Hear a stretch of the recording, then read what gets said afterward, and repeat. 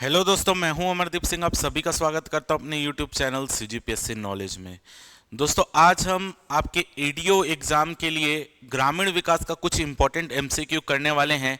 ये एमसीक्यू आपके जो भी एडीओ का पेपर होगा, आपका ग्रामीण विकास का एक आइडिया भी लगेगा इस एमसीक्यू से। आपको किस तरीके से एडीओ के एग्जाम में क्वेश्चन आते हैं उसका आइडिया भी लगेगा। याद रखिएगा, एडीओ के एग्जाम में अगर आप प्रीवियस ईयर का पेपर देखेंगे, वन लाइनर क्वेश्चन आपको बहुत कम दिखे हैं। एडीओ के एग्जाम में ज्यादा फोकस आपको किया जाता है आपका कूट वाले क्वेश्चन में। यानी एक क्वेश्चन देके तीन चार आपको पॉइंट देंगे, उसमें से पूछेंगे कौन सा सही है और कौन सा गलत है। क्योंकि ये योजनाओं के ऊपर बेस क्वेश्चन है, तो ज्यादातर चांस है कि आपसे कूट वाला ही क्वेश्चन पूछा जाएगा। तो वन लाइनर ना करके हम यहां पर कूट वाले क्वेश्चन करने का प्रयास करेंगे, ताकि एक क्वेश्चन में आपको 3 से 4 जानकारी पता लगे। तो ये आपके लिए आने वाले एग्जाम के लिए बेहद इंपॉर्टेंट ये वीडियो होने वाला है। तो अगर आपको ये वीडियो अच्छा लगे तो वीडियो को जरूर लाइक कर दीजिएगा। चैनल में नए आए होंगे तो चैनल को सब्सक्राइब कर दीजिएगा और वीडियो को ज्यादा से ज्यादा शेयर कीजिएगा। ऐसा एमसीक्यू वीडियो लगातार आपके लिए आता रहेगा।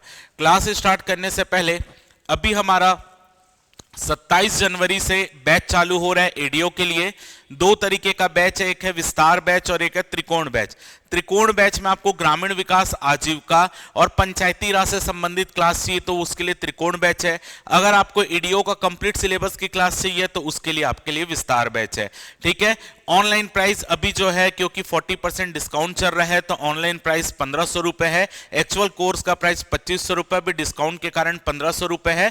2 दिन आपका भी बचा हुआ है इसमें जो डिस्काउंट ऑफर चल रहा है, 2 दिन बाद ये प्राइस बढ़ जाएगा। सेम त्रिकोण बैच के लिए ऑनलाइन फीस 1800 रुपए है, लेकिन डिस्काउंट के कारण अभी 1080 रुपए में मिल रहा है।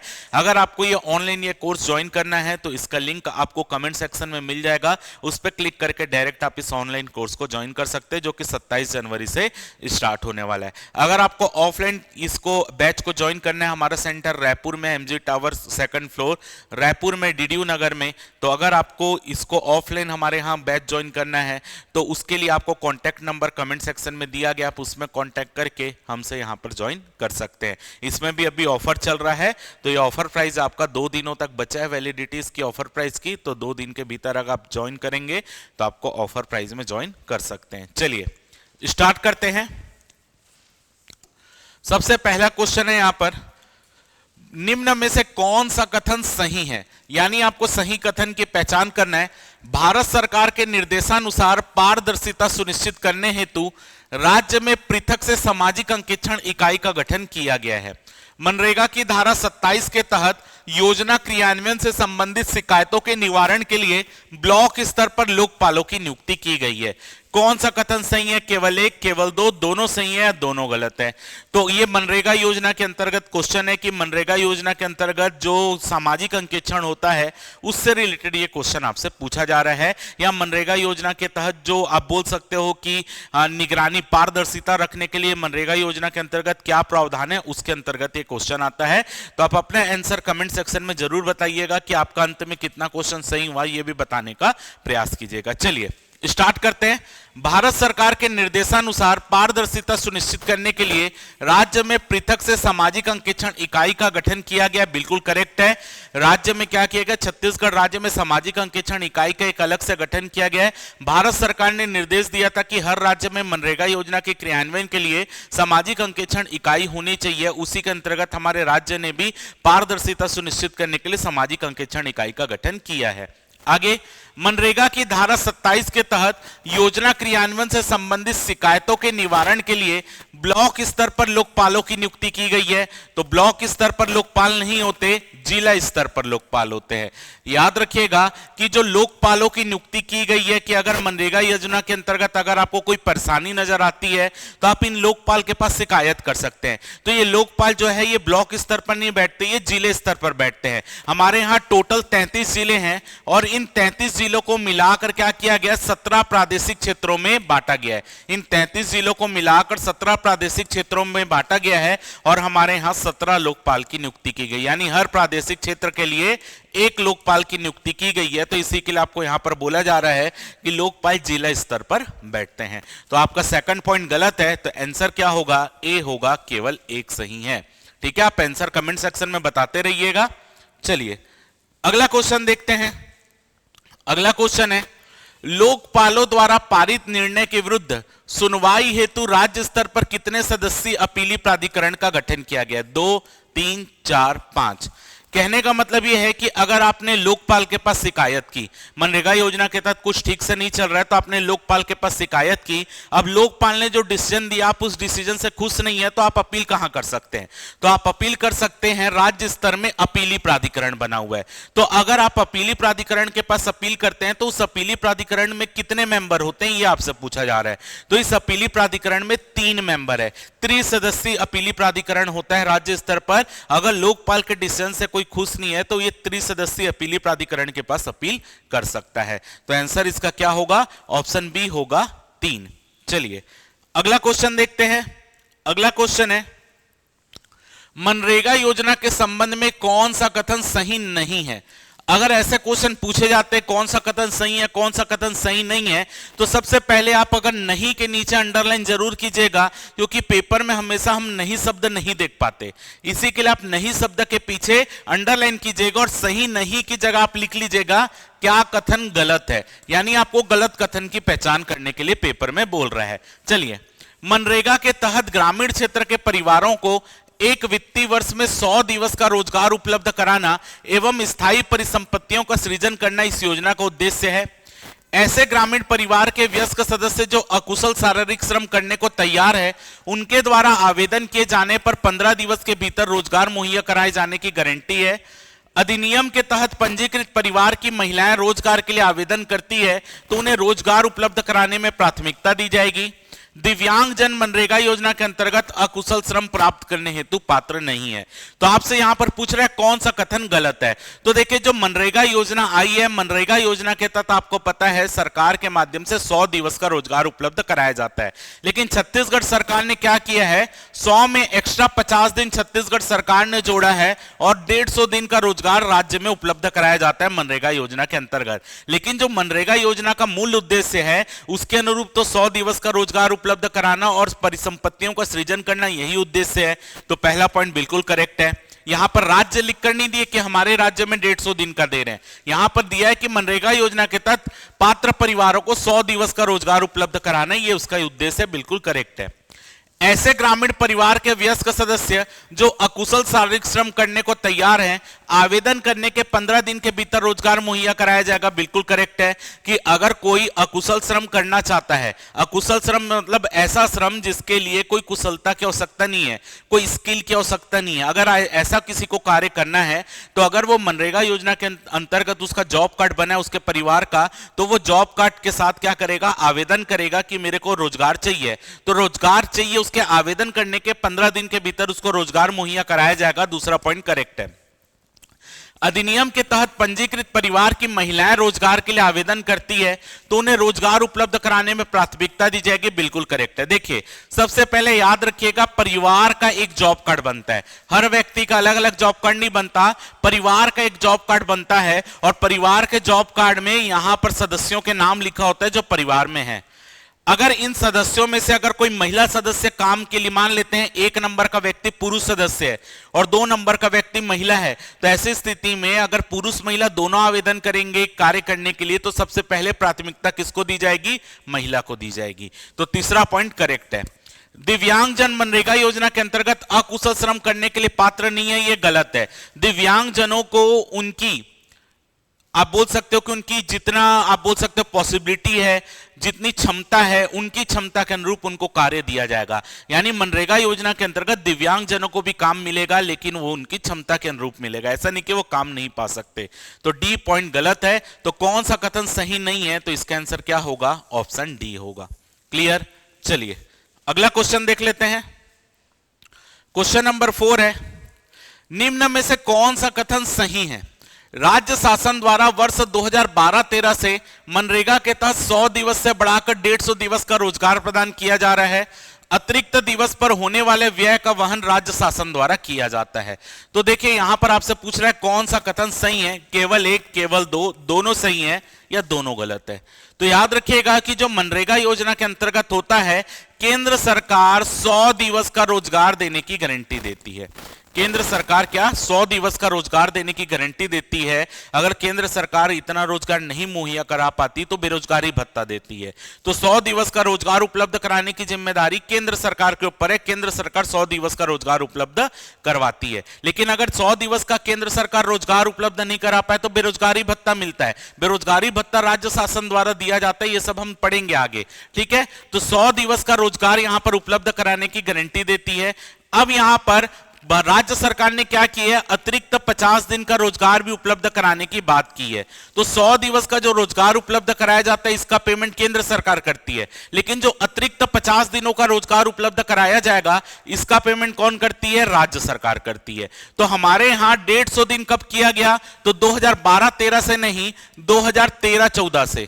2013-14 से ये 100 दिवस के रोजगार को बढ़ाकर 150 दिवस किया गया, और जो अतिरिक्त 50 दिन का रोजगार उपलब्ध हमारी राज्य सरकार कराती है उसका व्यय पूरी तरीके से राज्य शासन के द्वारा किया जाता है। अतिरिक्त दिवस पर होने वाला व्यय राज्य शासन द्वारा किया जाता है, बिल्कुल करेक्ट है। पहला गलत है, तो आंसर आएगा ऑप्शन बी, केवल 2। चलिए अगला क्वेश्चन देख लेते हैं। अगला क्वेश्चन है, निम्न में से कौन सा कथन सही है। सही कथन की आपको पहचान करना है। वन अधिकार पट्टा धारकों को 150 दिवस का रोजगार राज्य सरकार द्वारा दिया जाता है। वन अधिकार पट्टा धारक मनरेगा योजना के तहत 150 दिवस का रोजगार प्राप्त करने हेतु तभी पात्र होंगे जब उनके पास कोई निजी संपत्ति ना हो। केवल एक, केवल दो, एक और दो, दोनों, ना तो एक और ना ही दो। वन अधिकार पट्टा धारक यानी जिनके पास वन भूमि राज्य सरकार के द्वारा पट्टे में दी जाती है। याद रखिएगा, वन अधिकार पट्टा धारक यानी जिनको वन भूमि राज्य सरकार के द्वारा पट्टे में दी जाती है उनको वन अधिकार पट्टा धारक बोलते हैं। और जो वन अधिकार पट्टा धारक है उनको 150 दिन का रोजगार मिलता है, और वो 150 डे का पूरा दिन केंद्र सरकार के द्वारा प्रोवाइड किया जाता है, राज्य सरकार नहीं। जैसे नॉर्मल स्थिति में क्या होता है, 100 दिन का केंद्र सरकार, 50 दिन का राज्य सरकार जो एक्स्ट्रा दे रही है। लेकिन वन अधिकार पट्टा धारक में 150 का पूरा 150 दिन का रोजगार कौन देगी, केंद्र सरकार उपलब्ध कराएगी। तो यहां पर 150 दिवस का रोजगार राज्य सरकार द्वारा दिया जाता है, नहीं, ये सेंट्रल गवर्नमेंट केंद्र सरकार के द्वारा दिया जाता है, ठीक है। तो पहला पॉइंट आपका गलत हो गया है, ये केंद्र सरकार द्वारा दिया जाता है। अगला, वन अधिकार पट्टा धारक मनरेगा योजना के तहत 150 दिन का रोजगार तभी प्राप्त कर पाएंगे जब उनके पास कोई निजी संपत्ति ना हो, बिल्कुल करेक्ट है। वन अधिकार पट्टा धारक क्या होते हैं, वन अधिकार पट्टा धारक जिनको वन भूमि राज्य सरकार के द्वारा पट्टे में दी जाती है, तो उनके पास कोई निजी भूमि नहीं होनी चाहिए। अगर उनके पास निजी भूमि, अपनी कोई भूमि है, तो राज्य सरकार उनको वन भूमि पट्टे में नहीं देती। तो वन अधिकार पट्टा धारक को तभी रोजगार मिलेगा जब उसके पास निजी संपत्ति ना हो। तो दूसरा पॉइंट सही है, तो आंसर आएगा बी, केवल 2। चलिए अगला क्वेश्चन देखते हैं, क्वेश्चन नंबर 6। क्वेश्चन नंबर 6 है, निम्न में से कौन सा कथन सही नहीं है। नहीं है बोला यानी आपको गलत कथन की पहचान करने बोल रहा है। काम की मांग करने वाले आवेदक को 15 दिन के भीतर श्रम रोजगार उपलब्ध नहीं होने पर बेरोजगारी भत्ता दिया जाता है। बेरोजगारी भत्ता प्रथम 30 दिवस हेतु न्यूनतम मजदूरी का आधा तथा 30 दिवस के बाद न्यूनतम मजदूरी दर का 1/4 होता है। कौन सा गलत है, केवल एक, केवल दो, एक और दो, दोनों, ना तो एक और ना ही दो। तो देखिए क्या होता है कि अगर जिसके पास जॉब कार्ड है किसी परिवार के पास, तो जॉब कार्ड में अगर उनका नाम है तो वो मनरेगा योजना के तहत रोजगार पाने के लिए आवेदन कर सकता है। तो अगर वो रोजगार पाने के लिए आवेदन करेगा तो रोजगार आवेदन के 15 दिन के भीतर उसको रोजगार उपलब्ध कराना जरूरी है। अगर 15 दिन के भीतर उसको रोजगार उपलब्ध नहीं कराया जाएगा तो बेरोजगारी भत्ता दिया जाता है। तो यहां पर लिखा है, काम की मांग करने वाले आवेदक को 15 दिवस के भीतर रोजगार उपलब्ध नहीं होने पर बेरोजगारी भत्ता दिया जाएगा, बिल्कुल करेक्ट बात है। बेरोजगारी भत्ता प्रथम 30 दिवस हेतु न्यूनतम मजदूरी का आधा तथा 30 दिवस के उपरांत न्यूनतम मजदूरी का 1/4 होता है, ये गलत है। बेरोजगारी भत्ता कब तक मिलेगा, जब तक उसको रोजगार नहीं मिल जाता। तो अगर मान लेते हैं कि उसने रोजगार के लिए आवेदन किया लेकिन 15 दिन के भीतर उसको रोजगार नहीं मुहैया कराया गया, तो उसके बाद के अगर 30 दिन तक उसको रोजगार नहीं मिल रहा है, तो ऐसी स्थिति में प्रथम 30 दिन यानी 15 दिन के खत्म होने के बाद जो प्रथम 30 दिन स्टार्ट होगा, इसमें उसके न्यूनतम मजदूरी दर का 1/4 उसको बेरोजगारी भत्ता मिलेगा। यानी जितनी उसको मजदूरी मिलती है उसका 1/4 उसको क्या मिलेगा, बेरोजगारी भत्ता मिलेगा पर डे के हिसाब से। अगर मान लेते हैं अब ये 30 दिन भी निकल गया और उसको रोजगार नहीं मिला, तो 30 दिन के बाद बेरोजगारी भत्ता न्यूनतम मजदूरी दर का आधा हो जाएगा। यानी प्रथम 30 दिन के लिए बेरोजगारी भत्ता न्यूनतम मजदूरी का 1/4 होगा, 30 दिन के बाद जितने दिन तक उसको रोजगार नहीं मिलेगा, न्यूनतम मजदूरी का 1/2 उसको बेरोजगारी भत्ते के रूप में दिया जाएगा। तो यहां पर उल्टा लिखा है, प्रथम 30 दिन के लिए आधा लिखा है, नहीं, प्रथम 30 दिन के लिए 1/4 होता है, 30 दिन के बाद जो है 1/4 नहीं, ये आधा होता है। तो दूसरा गलत है। और पेपर में पूछा है क्वेश्चन में कि क्या गलत है, तो दूसरा गलत है, इसलिए आंसर आएगा बी, केवल 2। यहां पर केवल 2 इसका आंसर है। चलिए आगे देखते हैं, मातृत्व अवकाश भत्ते के संबंध में कौन सा कथन सही है। मातृत्व अवकाश भत्ते के संबंध में कौन सा कथन सही है। मनरेगा योजना के अंतर्गत निर्माण कार्यों में कार्यरत ऐसी महिला श्रमिकों को जो विगत 12 माह में 50 दिन मजदूरी कार्य किए, उन्हें राज्य शासन द्वारा मातृत्व अवकाश भत्ता दिया जाता है। मातृत्व अवकाश भत्ता के रूप में 1 माह का मजदूरी राशि का भुगतान राज्य बजट से किया जा रहा है। कहने का मतलब यह है कि अगर मनरेगा योजना के अंतर्गत जब महिला प्रेग्नेंट हो जाती है तो प्रेगनेंसी के बाद जब बच्चे का प्रसव होगा तो उसको मातृत्व अवकाश भत्ता मिलेगा, क्योंकि जब बच्चे का प्रसव होगा उसके बाद महिला काम में तो नहीं आ पाएगी। तो ऐसी स्थिति में अगर उस महिला ने पिछले 12 महीने में 50 दिन भी मनरेगा योजना के अंतर्गत काम किया है तो वो मातृत्व अवकाश भत्ता पाने के लिए पात्र हो जाएगी। ठीक है। और जब बच्चे का प्रसव होगा तो प्रसव के बाद जो है 1 महीने तक उसको बिना काम किए क्या मिल जाएगा, वेतन मिलेगा। तो वो वेतन की वही चीज आपको बता रहा है कि मनरेगा योजना के अंतर्गत निर्माण कार्यों में कार्यरत ऐसी महिला श्रमिक जो पिछले 12 महीने में 50 दिन भी मजदूरी कार्य किए हैं, उन्हें राज्य शासन मातृत्व अवकाश भत्ता देगा। बिल्कुल करेक्ट है, याद रखिएगा, राज्य सरकार देता है। मातृत्व अवकाश भत्ते के रूप में 1 माह का मजदूरी राशि का भुगतान राज्य बजट से किया जा रहा है। यह भी बिल्कुल करेक्ट है कि जो राशि है वो राज्य सरकार वहन करेगी। 1 महीने के मजदूरी राशि दी जाती है उसको। ठीक है, तो दोनों सही है, तो आंसर आएगा ऑप्शन सी, 1 और 2 दोनों। अगला क्वेश्चन देख लेते हैं, क्वेश्चन नंबर 8 है, मनरेगा योजना के तहत कार्यस्थल पर उपलब्ध सुविधाओं के संबंध में कौन सा कथन सही है। जो मनरेगा योजना के अंतर्गत कार्यस्थल होगा, कार्यस्थल में कौन कौन सी सुविधाएं होना कंपलसरी है। पहला, कार्यस्थल पर पेयजल, छाया हेतु शेड, प्राथमिक उपचार सुविधा और शौचालय उपलब्ध होना अनिवार्य है। 5 वर्ष से कम आयु के 5 से अधिक बच्चे होने पर शिशु घर यानी क्रेच की सुविधा दिए जाने का प्रावधान है। केवल 1, केवल 2 दोनों सही है, दोनों गलत है। अपने आंसर कमेंट सेक्शन में देते रहिएगा। ठीक है, चलिए देखते हैं। कार्यस्थल पर आपका मनरेगा योजना के अंतर्गत कार्यस्थल पर 3 चीज होना बेहद जरूरी है। एक है आपका पेयजल की सुविधा होना जरूरी है, बैठने के लिए छाया शेड होना जरूरी है और साथ साथ चिकित्सा सहायता उपलब्ध होना जरूरी है। यानी अगर किसी मजदूर को चोट लग जाती तो चिकित्सा सहायता तुरंत उपलब्ध होना जरूरी है। यहां पर शौचालय उपलब्ध होना जरूरी नहीं है। ठीक है, 3 चीज होना जरूरी है, एक तो पेयजल की सुविधा, एक आपका छाया शेड और तीसरा चिकित्सा सहायता। शौचालय ना हो यह अनिवार्यता में नहीं है कि शौचालय होना चाहिए कि नहीं, यह अनिवार्यता में नहीं है, इसलिए पहला पॉइंट गलत है। ठीक है, पेयजल, छाया शेड, प्राथमिक उपचार सुविधा होनी चाहिए लेकिन शौचालय उपलब्ध होना अनिवार्य नहीं है, इसलिए पहला पॉइंट गलत है। आगे, 5 वर्ष से कम आयु के 5 से अधिक बच्चे होने पर शिशु घर की सुविधा दिए जाने का प्रावधान है। बिल्कुल करेक्ट है। अगर मनरेगा योजना के अंतर्गत कोई कार्यस्थल पर महिलाएं काम करने आ रही हैं और उनके 5 वर्ष से कम आयु के बच्चे हैं और वहां पर जितने लोग काम करने आ रहे हैं, अगर 5 वर्ष से कम आयु के बच्चे 5 से ज्यादा हो जा रहे हैं तो ऐसी स्थिति में वहां पर शिशु घर बनाया जाएगा मनरेगा योजना के अंतर्गत। और शिशु घर में एक महिला को क्या किया जाएगा, उन बच्चों की देखभाल के लिए नियुक्त किया जाएगा और उनको जो मनरेगा योजना के अंतर्गत वेतन मिलता है वही वेतन उनको मिलेगा। तो शिशु घर बनाना कंपलसरी है अगर वहां पर 5 से अधिक बच्चे हैं 5 साल से कम आयु के। तो दूसरा करेक्ट है, आंसर होगा ऑप्शन बी, केवल 2। चलिए अगला देखते हैं, क्वेश्चन नंबर 9 है, प्रोजेक्ट उन्नति के संबंध में कौन सा कथन सही है। प्रोजेक्ट उन्नति, प्रोजेक्ट उन्नति के तहत मनरेगा के अंतर्गत 100 दिवस से अधिक कार्य करने वाले श्रमिक इसके लिए पात्र हैं। प्रोजेक्ट उन्नति के तहत हितग्राहियों को प्रशिक्षण प्रदान करके स्वरोजगार हेतु प्रेरित किया जाता है। केवल 1, केवल 2 दोनों सही है, दोनों गलत है। अब यहां पर समझते हैं प्रोजेक्ट उन्नति क्या है। देखिए, प्रोजेक्ट उन्नति सरल सी बात है कि ऐसा व्यक्ति या ऐसा परिवार जिसको मनरेगा योजना के अंतर्गत 100 दिन का रोजगार मिल गया है, यानी जितने रोजगार देने की गारंटी है वो 100 दिन का रोजगार पा लिया है वो परिवार।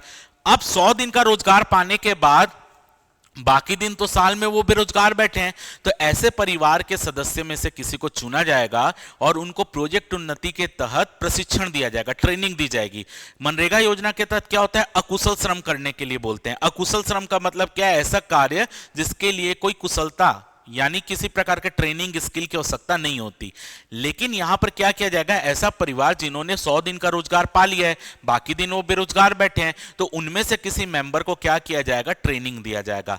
और ट्रेनिंग मतलब कुछ अलग अलग कार्य करने की ट्रेनिंग दी जाएगी, मनरेगा योजना के तहत नहीं, अलग अलग, जैसे अलग अलग कोई भी कार्य करने का प्रशिक्षण दिया जाएगा, जो उनकी मन है उसके अनुरूप उनको प्रशिक्षण दिया जाएगा। ऐसा क्यों किया जा रहा है, क्योंकि अगर वो प्रशिक्षण पा लिया तो प्रशिक्षण पा के वो मनरेगा योजना का काम तो करने नहीं आएगा, अकुशल श्रम तो करने नहीं आएगा। जब वो कुशलता पा लिया है, किसी काम को करने के लिए क्षमता पा लिया, प्रशिक्षित हो गया है, तो वो स्किलफुल काम करेगा, अकुशल काम तो नहीं करेगा। तो प्रोजेक्ट उन्नति का उद्देश्य क्या है कि अगर हम उसको स्किलफुल कर दे, प्रशिक्षण दे दे, तो वो खुद रोजगार पा लेगा, अपनी दुकान खोल सकता है या कुछ काम कर सकता है, सिलाई का काम कर सकता है, पेंटिंग जो भी है, पेंटर का काम कर सकता है, उसको अलग अलग स्किल दे दी जाएगी।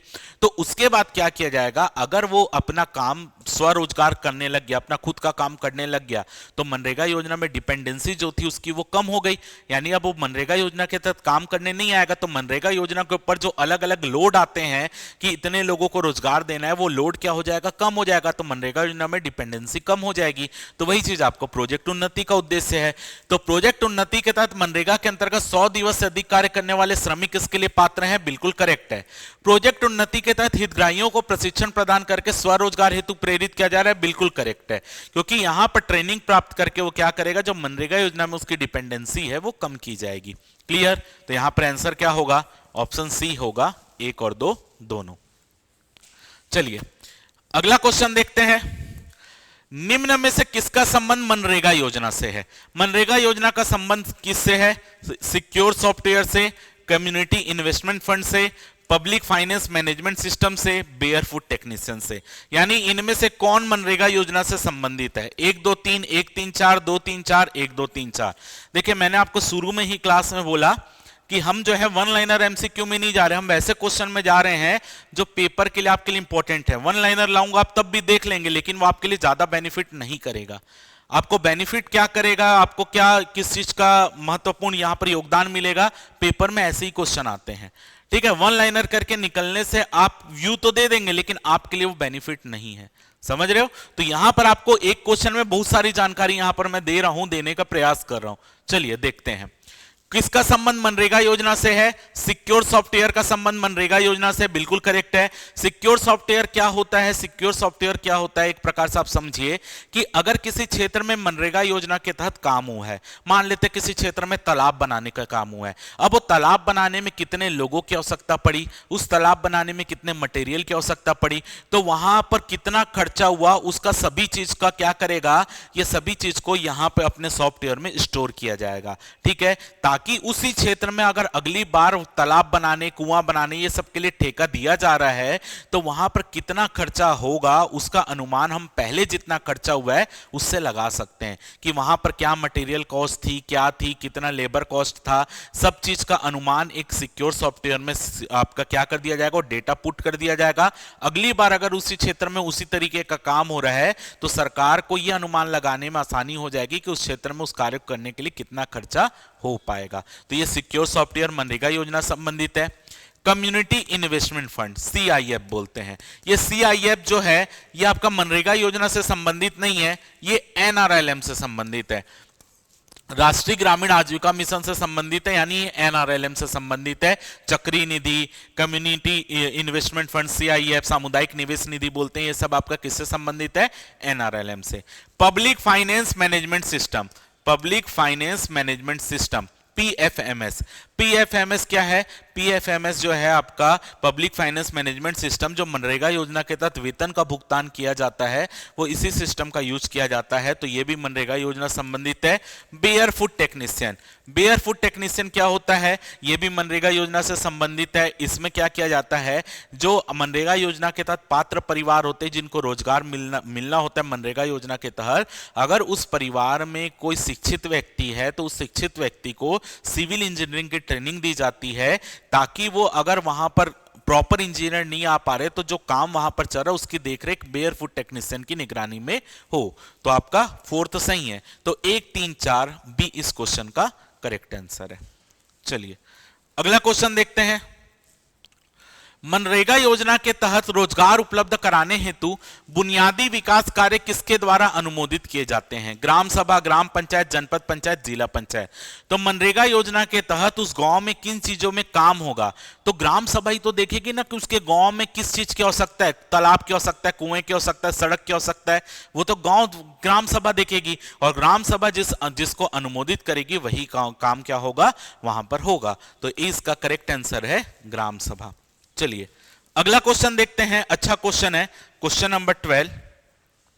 मनरेगा योजना के अंतर्गत जॉब कार्ड के संबंध में कौन सा कथन सही है? जॉब कार्ड श्रम रोजगार हेतु इच्छुक परिवार के सदस्य के निवास स्थान, उम्र की समुचित जांच के बाद पंजीकरण परिवार के प्रत्येक सदस्य को अलग अलग जॉब कार्ड जारी किया जाएगा। जारी जॉब कार्ड कम से कम 10 साल के लिए मान्य होगा। इसके बाद विधिवत सत्यापन के पश्चात नवीनीकरण किया जा सकता है।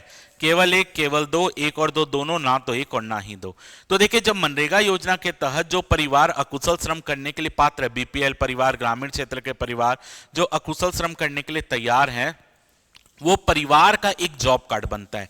उसमें परिवार का सभी सदस्यों का नाम, जो मनरेगा योजना के तहत काम करना चाहता है वो सभी सदस्यों के नाम इस जॉब कार्ड में होंगे। उनका कहाँ पे रहते हैं वो उनका जॉब कार्ड में पूरा पता वता, नाम पता, उम्र सभी चीज लिखा रहेगा। ठीक है, तो पर जॉब कार्ड जो होता है वो एक परिवार के लिए एक जॉब कार्ड जारी होता है। ऐसा नहीं कि परिवार के जितने सदस्य सबके लिए अलग अलग जॉब कार्ड जारी होगा, एक परिवार के लिए एक जॉब कार्ड जारी होगा। यहां पर क्या लिखा है?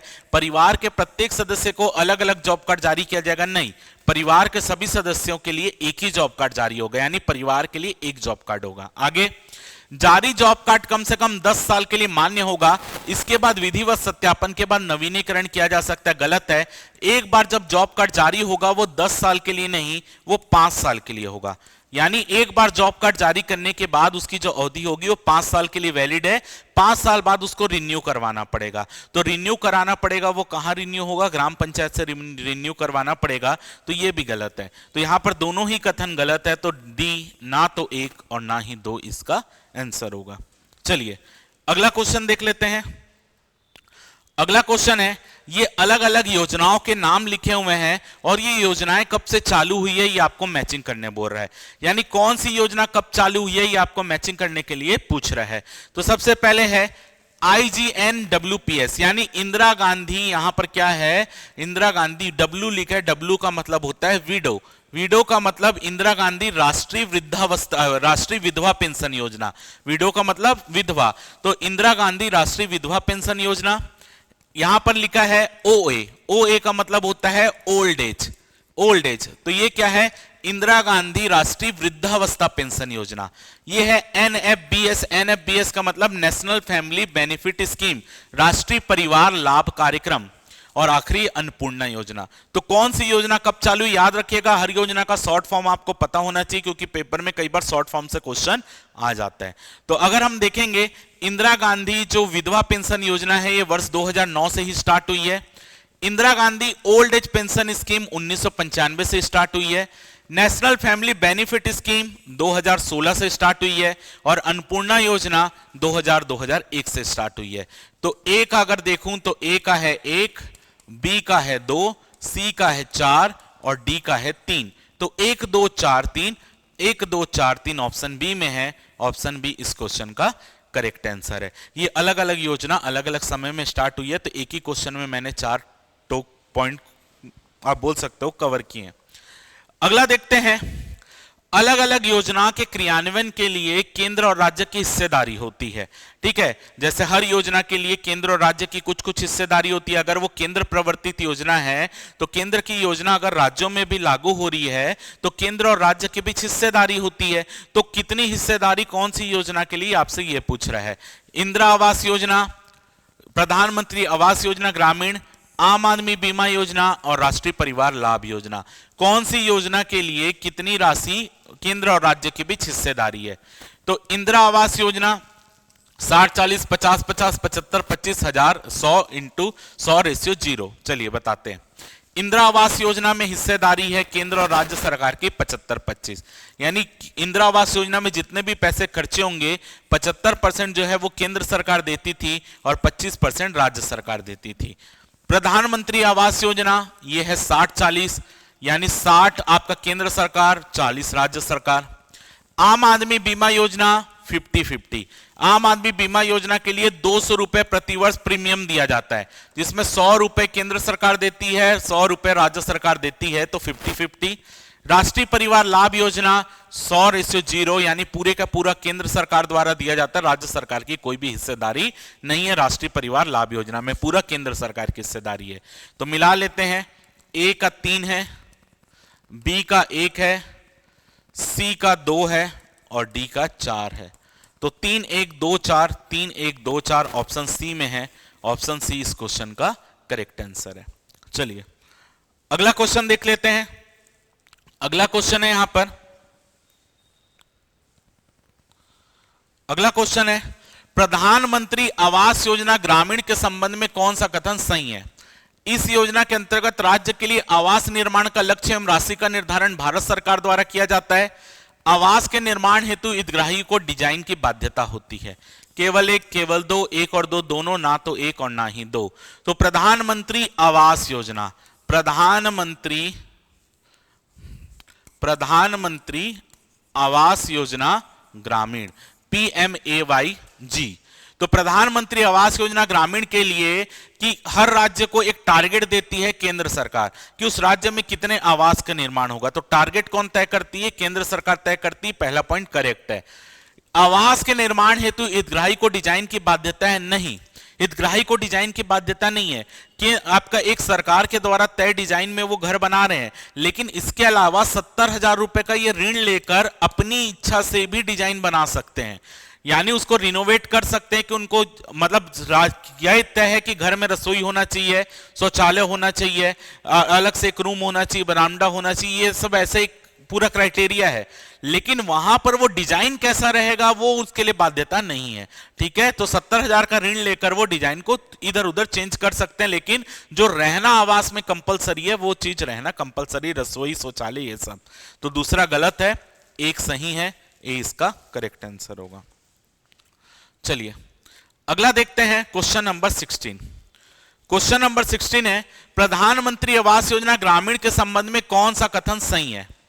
आवास का क्षेत्रफल न्यूनतम 25 वर्ग मीटर होना अनिवार्य है। आवास महिला अथवा संयुक्त रूप से पति पत्नी के नाम पर आवंटित किया जाएगा। आवास के निर्माण के साथ साथ शौचालय बनाना अनिवार्य है। हितग्राहियों का चयन सामाजिक, आर्थिक एवं जाति जनगणना 2011 के आधार पर किया जाता है। तो प्रधानमंत्री आवास योजना ग्रामीण के संबंध में कौन सा कथन सही है आपको बताना है। तो आवास का क्षेत्रफल न्यूनतम 25 वर्ग मीटर होना जरूरी है, बिल्कुल करेक्ट है कि आवास का क्षेत्रफल न्यूनतम 25 वर्ग मीटर क्षेत्र में होना चाहिए आवास। आवास महिला अथवा संयुक्त रूप से पति पत्नी के नाम पर पंजीकृत किया जाएगा, बिल्कुल करेक्ट है, यानी जो आवास मिलेगा वो किसी महिला के लिए आवंटित होगा या पति और पत्नी का संयुक्त रूप से नाम लिखा होगा उस आवास में, तो उनके नाम पर वो रजिस्ट्रीकृत होगा, पंजीकृत होगा। आवास के निर्माण के साथ साथ शौचालय बनाना कंपलसरी है। स्वच्छ भारत मिशन के तहत 12,000 रुपए शौचालय के लिए दिया जाता है, बिल्कुल करेक्ट है, शौचालय होना कंपलसरी है। हितग्राहियों का चयन सामाजिक, आर्थिक एवं जातिगत जनगणना 2011 के आधार पर किया जाता है, बिल्कुल करेक्ट है। जो हितग्राहियों का चयन होगा वो आपकी जब सामाजिक आर्थिक जनगणना हुई थी 2011, उसके आधार पर हितग्राहियों का चयन हो रहा है। तो चारों ही कथन सही है, डी इस क्वेश्चन का करेक्ट आंसर है। अगला क्वेश्चन देखते हैं, प्रधानमंत्री आवास योजना ग्रामीण के संबंध में कौन सा कथन सही है? आवास निर्माण हेतु दुर्गम जिलों के लिए राशि प्रति आवास 1,20,000 रुपए तथा सामान्य जिलों के लिए 1,30,000 रुपए निर्धारित की गई है।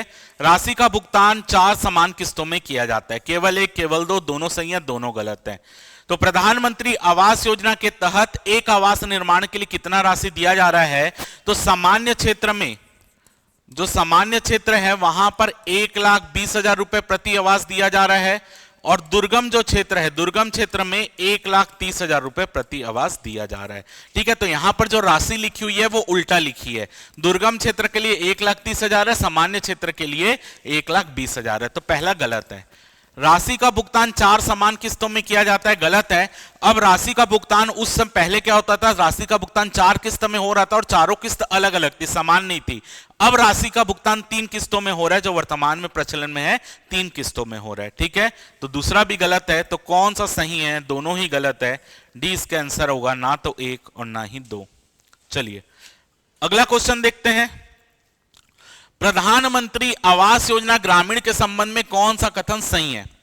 आवास निर्माण हेतु मनरेगा के तहत सामान्य जिले में 90 दिन तथा आईएपी जिले 95 दिनों का रोजगार उपलब्ध कराया जाता है।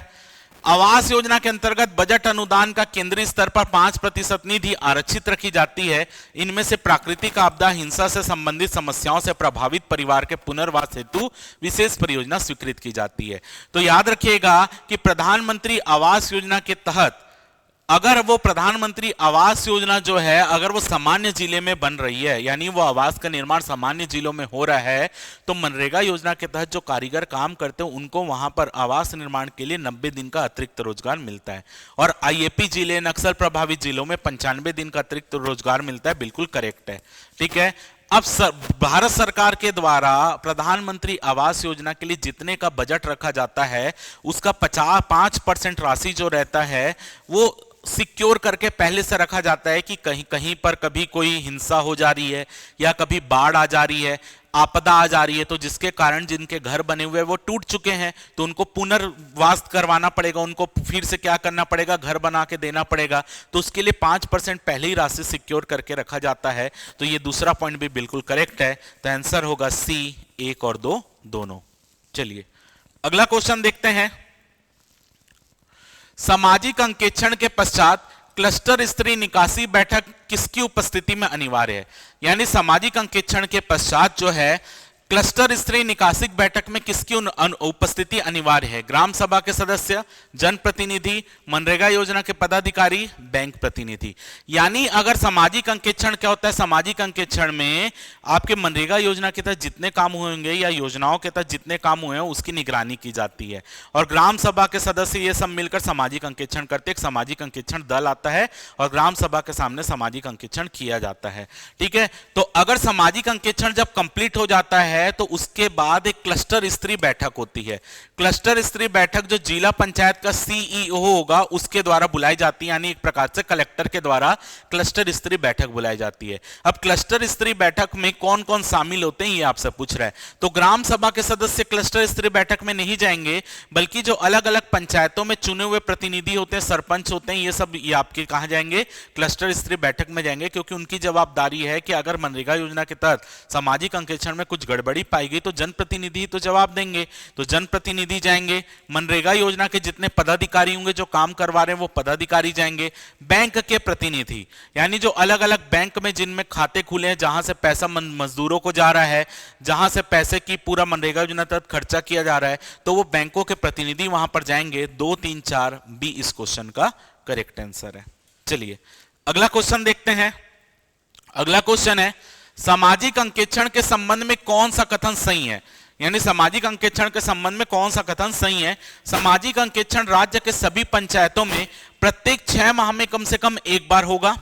समवर्ती सामाजिक अंकेक्षण का आयोजन प्रत्येक माह करना अनिवार्य है। कौन सा कथन सही है? केवल 1, केवल 2, दोनों सही है या दोनों गलत है? तो देखिए जो सामाजिक अंकेक्षण होता है, सामाजिक अंकेक्षण के संबंध में कौन सा कथन सही है? तो सामाजिक अंकेक्षण राज्य के सभी पंचायतों में प्रत्येक 6 माह में एक बार होना अनिवार्य है। बिल्कुल करेक्ट है कि सामाजिक अंकेक्षण जो आपकी जो भी योजनाएं है उसके तहत जो सामाजिक अंकेक्षण होता है साल में 2 बार होना कंपलसरी है, यानी हर 6 महीने में एक बार सामाजिक अंकेक्षण होगा।